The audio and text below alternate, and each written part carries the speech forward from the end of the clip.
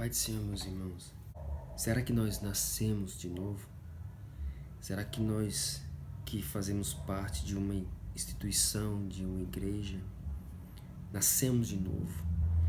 Porque não é a instituição religiosa quem salva, não é eu estar participando de rituais de uma instituição, da religião. É eu estar em Cristo. É eu ser tocado pelo Espírito Santo, que Ele é o autor da regeneração, do novo nascimento. Ele quem gera nós em Cristo. O catolicismo romano dizem que eles são dispenseiros da salvação. Então todos que fazem parte da instituição católica romana está salvo.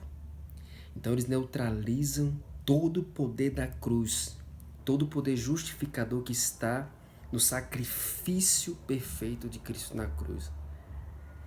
Então nós temos que entender isso, porque participamos de uma determinada instituição religiosa, achamos que estamos salvos.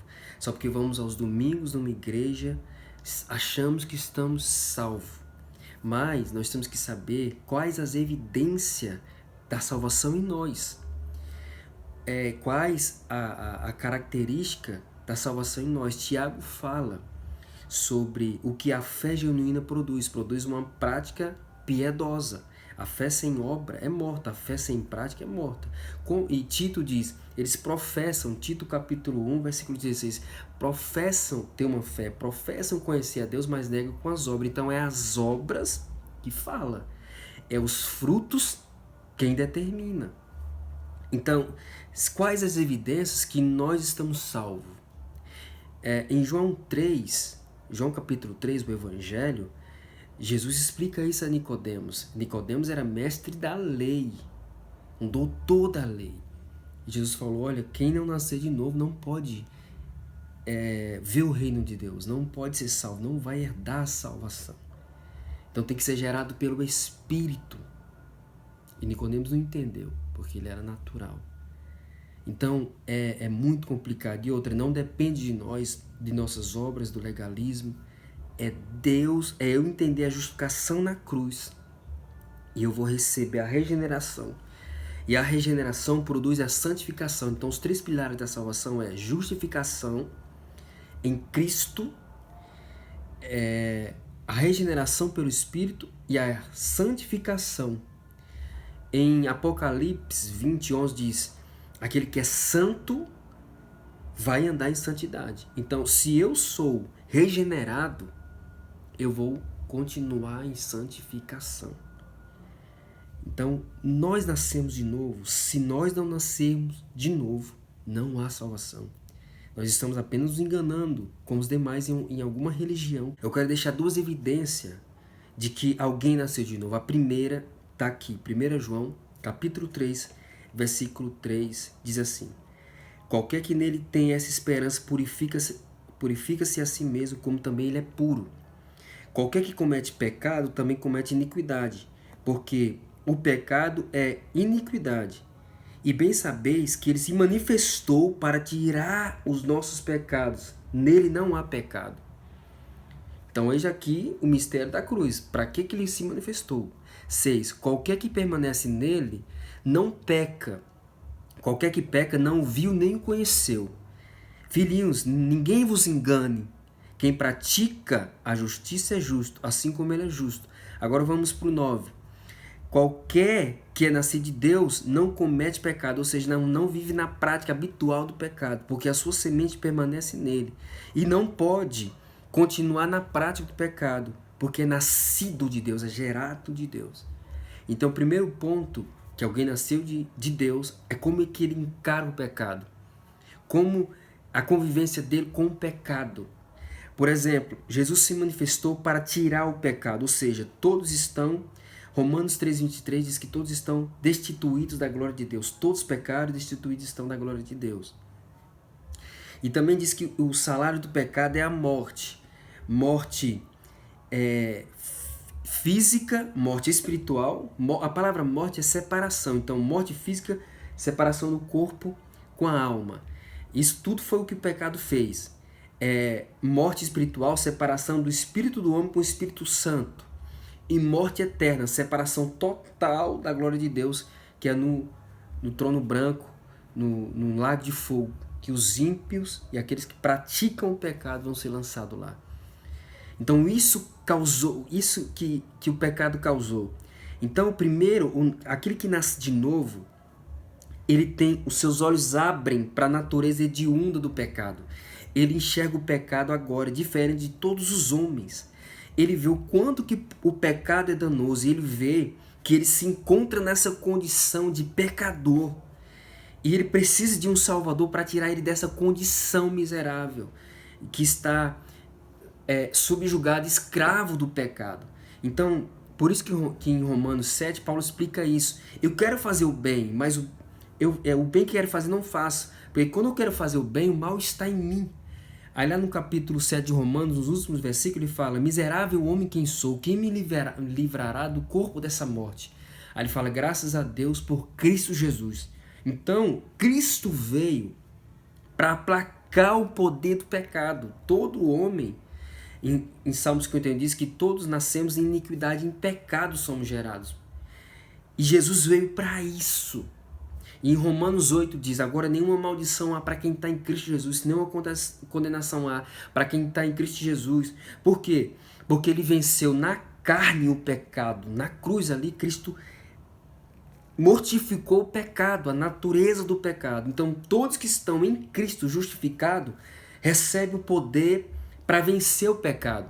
E foi para isso que o Espírito Santo veio. As pessoas usam o Espírito Santo para várias coisas, para manifestações, para línguas, para várias coisas. Mas o maior foco, a maior evidência da obra do Espírito Santo é convencer o homem do pecado, da justiça e do juízo. Essa maior evidência que alguém está comungando com o Espírito Santo é quando ele é convencido do pecado. Abacuque diz que Deus é tão puro de olhos que ele não pode contemplar o mal. Deus odeia o pecado. Então, aquele que nasceu de novo vai odiar o pecado e vai fazer de tudo para não pecar. Ele pode pecar? Pode, mas não de forma habitual. O pecado não vai ser mais apto na vida dele. A pornografia não vai ser mais apto. A mentira não vai ser mais apta. As palavras torpes, as piadinhas, não vai ser mais hábito na vida dele. Ele agora encara o pecado com outros olhos. O pecado fere a santidade de Deus. Ele vê o quanto que Deus é santo. Ele vê a beleza da santidade de Deus, do nome de Deus. E agora ele é luz. Ele não vive mais na prática do pecado. O pecado não tem mais poder. Em 2 Coríntios 3,17 fala: onde está o Espírito, a liberdade. Ou seja, nós estamos livres pelo poder do Espírito Santo do poder avassalador do pecado. Como que você vê o pecado? Te angustia? Não ser o crente que você tinha que ser, que nós temos que ser diante de Deus? Nos angustia? Porque o cristão ele tem esses dois sentimentos, a alegria da salvação, mas a angústia do pecado, de viver nesse mundo ainda. E ele anseia para aquela glorificação que está em Coríntios 15, que ele quer ser igual a Jesus Cristo, com o seu corpo totalmente glorificado, sem nenhum tipo de corrupção nele. O cristão, por mais que ele continue em santificação, ele ainda não está satisfeito, ele quer mais santidade. Você está satisfeito com sua vida espiritual? Isso diz que você ainda não nasceu de novo. Segundo ponto, muda a sua visão no sentido de sua busca, de seus pensamentos. Colossenses 3, portanto, se já ressuscitaste, se já fosse gerado com Cristo, buscai as coisas que são de cima, onde Cristo está sentado à destra de Deus. Então, o que o cristão, quando ele é nascido de novo, ele busca? As coisas do alto, as coisas espirituais. Jonathan Edwards fez uma oração: grava, ó Deus, a eternidade nos meus olhos. Paulo falava que ele tinha um alvo a buscar. Então agora, o alvo dele, a busca dele incessante é pelas coisas espirituais. Ele achou o bom tesouro, ele deixou tudo aqui, igual aquela parábola do bom tesouro. Ele achou o bom tesouro naquele campo, então ele vendeu tudo por aquele tesouro. E aquele tesouro é as coisas espirituais que está diante de Cristo. Outra coisa, seus pensamentos. Colossenses 3:2, pensai nas coisas que são de cima e não nas que são da terra. Porque já estáis mortos, ou seja, por mundo, e vossa vida está escondida com Cristo em Deus. Então muda também os seus pensamentos. O que mais nós pensamos? O que mais nós pensamos é o que nós falamos, porque a boca fala, o coração está cheio. O que mais nós buscamos é o que nós pensamos. Então, meus pensamentos internos vai mostrar as minhas ações. E as minhas ações estão mostrando o quê? Que eu estou buscando o quê? Mais a terra ou o céu? Porque agora eu sou um peregrino. E eu indico para você o livro O Peregrino, para você ver o que é a trajetória cristã, de John Bunyan. Muitos cristãos já leram esse livro, mas a maioria não entende os mistérios daquele livro, O Peregrino, porque não foram impactados, continuam buscando. Você vê que o peregrino está o tempo todo buscando a Nova Jerusalém celestial. O alvo dele mudou. Ele corre desesperadamente para aquilo. Isso é regeneração, isso é cristianismo. Será que toda essa glória do mundo nos encanta?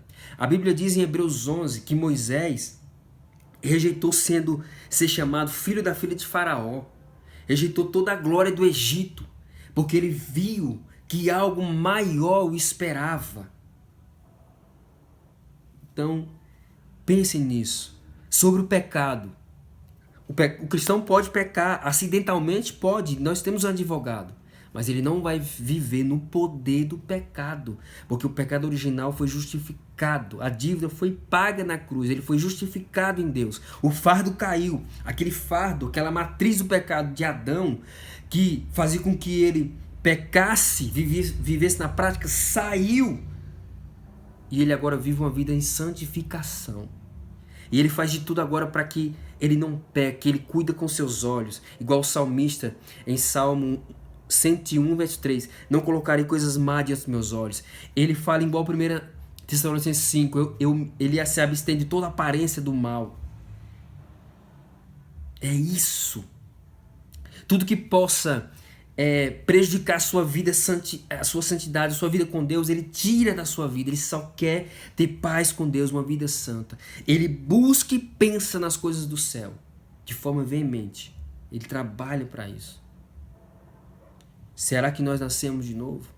Como que está a nossa vida? Nós precisamos nos examinar. Quais as evidências da nossa esperança na salvação eterna? Nós temos que levar o cristianismo a sério. A eternidade nos espera. Qual a certeza que nós estamos salvos? Nós nascemos de novo ou não? Se nascemos de novo, nos examinemos. Se tem essas evidências e outras em nós, amém. Há uma esperança, mas se não, nós estamos com uma vida complicada. Ainda é tempo de arrependimento, tempo de nos averiguarmos, de nos examinarmos. 2 Coríntios 13:5 diz, examinai a vós mesmos se estáis na fé. E nós temos que fazer isso. Que essa palavra possa te edificar, em nome de Jesus.